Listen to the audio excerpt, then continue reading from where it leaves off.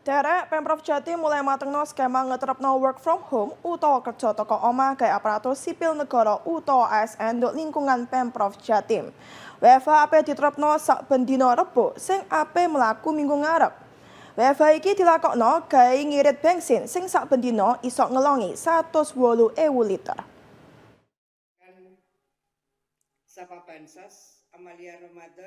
Iku disampaikan Gubernur Jatim Kofifa Indar Parawansa sakmarine memimpin apel ASN barek riyoyo anduk dina kawitan mlebu kerja sakmarine Priyandowo riyoyo nduk pelatarane kantor Gubernur Dalan Pahlawan Surabaya.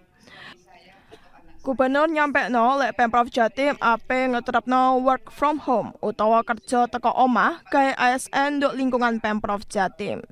WFH iki dilakono gawe njaga produktivitas kerja sakal ngirit bensin nduk wilayah Jatim sakmarine kedadean perang Iran barek Amerika Israel sing sampe dina iki sik mlaku.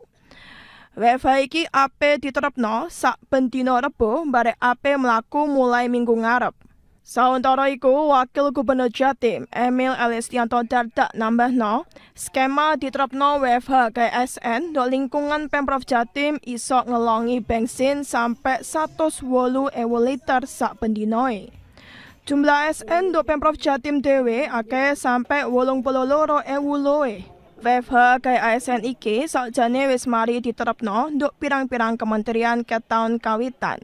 Saliyane OPD ladenan sing kudu tetep kerja ngladeni masyarakat.